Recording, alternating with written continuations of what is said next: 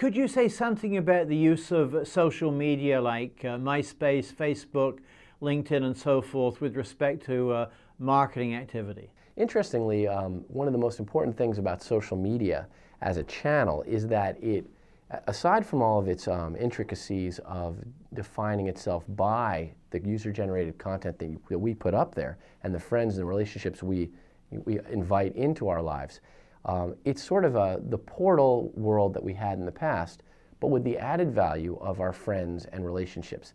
And that's key because consumer research, Nielsen is only the most recent, has shown time and again that consumers trust each other, even anonymous random consumers, more than marketers, which I guess we've done to ourselves. But what they've said is, I would rather read a review by someone who seems to be a consumer that says this restaurant is great than the marketing text that some marketer wrote about it, or a product, or whatever it might be. So we found that user reviews, consumer recommendations, all these things are extremely powerful online. For example, Yelp, the site that is built around local user reviews, has been growing at a very, very fast clip compared to, say, a more traditional site like CitySearch, which provided, a way for local businesses to put a profile out there. And there were reviews, but they weren't as central and verified as Yelp has found its energetic user base to provide. And that really illustrates the difference. So when you get to social media, you're looking at an opportunity not just to have a standard banner ad, but perhaps to filter it through those trusted relationships. The downside, of course, is that most people going to a Facebook or a MySpace or a LinkedIn are going there for a purpose that is unrelated to the expectation of advertising. It's a much more interactive social communications medium, and if you interrupt that in a way that is unpleasant or simply jarring or annoying, you may actually have a negative effect. So I've run some test campaigns on Facebook and MySpace for lead generation, for example, and I've generated a ton of traffic, but it remains to be seen whether that traffic would convert well into actual sales or branding or whatever your goals are. Classic example of the failure of this was the Facebook Beacon program, where Mark Zuckerberg, kind of without consulting the community and sort of wiser heads, made a lot of personal information related to e-commerce available to partners of Facebook. So for example, if I rented a movie, it would tell my group of friends, Jeremy has rented this movie, and that's great if it's innocuous information. But for example, there's a case where somebody bought an engagement ring and the surprise was ruined by announcing it to his entire network. I don't know if it's apocryphal, but the point is valid that we don't often want our purchases and personal information broadcast to our circle of friends.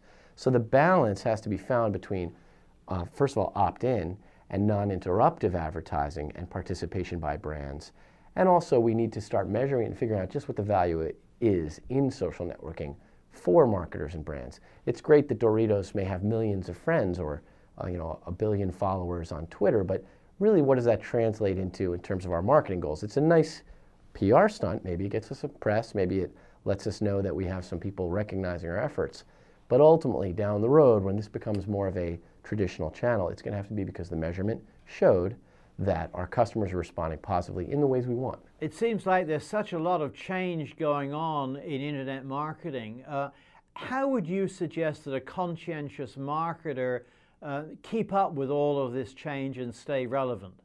Well, what's really interesting about the rate of change of interactive channels in general is that there's always an innovation.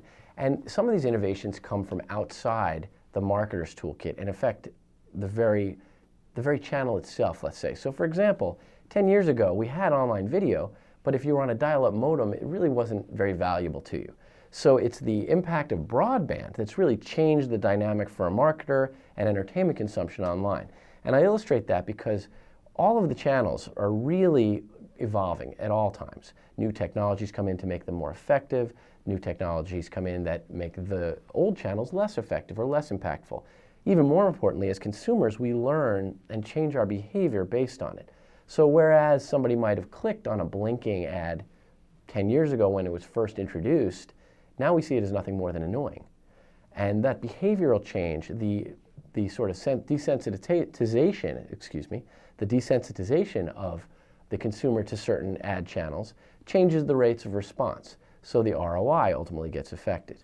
Now, what I would say for a savvy marketer is, like anything, you need to pay attention to the macro environment, but most importantly, create a strategic framework and a measurement framework that lets you constantly be learning and looking for the impact on your campaigns.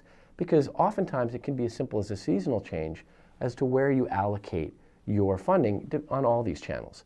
During the holiday season, it may be more effective to do more search advertising, whereas during the summer months, perhaps branding or display advertising or direct communication with your customers via email might be most important. So I think in addition to keeping up on changes in the industry, the most intelligent thing to do is build yourself a strategic framework that allows you objective evaluation and comparison of new channels, old channels, and the old channels as they change into different instances of what they were. There seem to be a host of internet-related offerings that become very popular very quickly. I'm thinking of MySpace, YouTube, Twitter, and so forth. But the problem seems to be that the people behind them have awful difficulty in developing revenue and profit-generating models. What advice would you have to someone who is thinking of coming up with a new internet-related offering for the market? Well, I think in terms of starting a business where you're looking at the internet as a potential area to create value, create a company that has a lasting impact, you have to remember a lot of these companies start with clear intentions of what problem they're trying to solve, but they don't always start with a clear revenue model.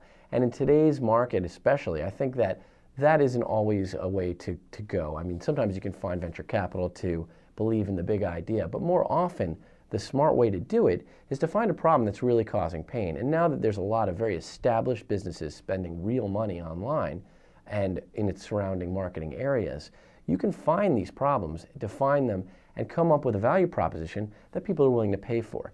The traditional idea of the internet entrepreneur in popular media of coming up with something they throw out there for free and then millions of people come and somehow money accrues isn't really the way most people go. In New York in particular, we see a lot of interactive advertising technology firms.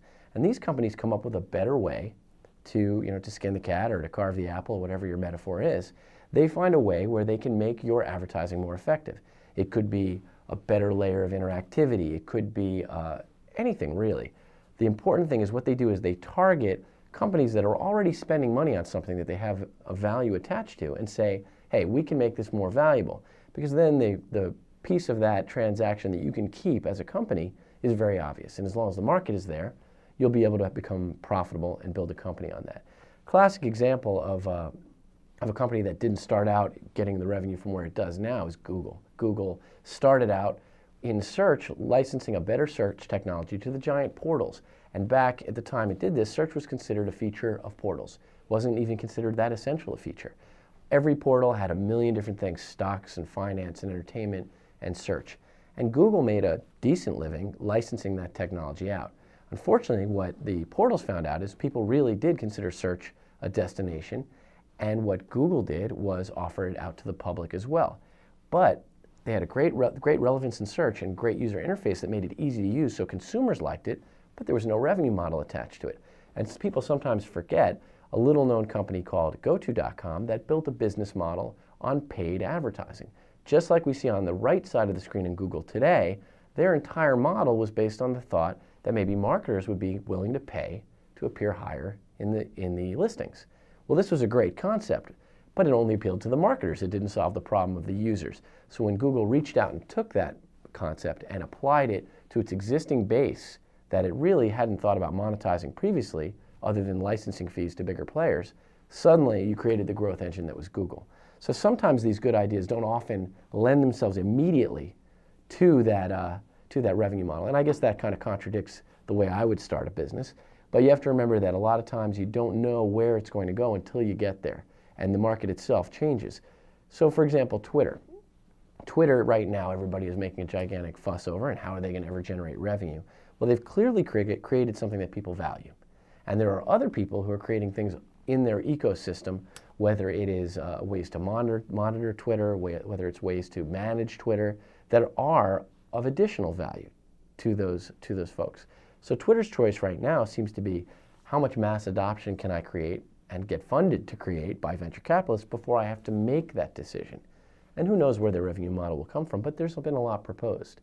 I asked that as a question on the final, so.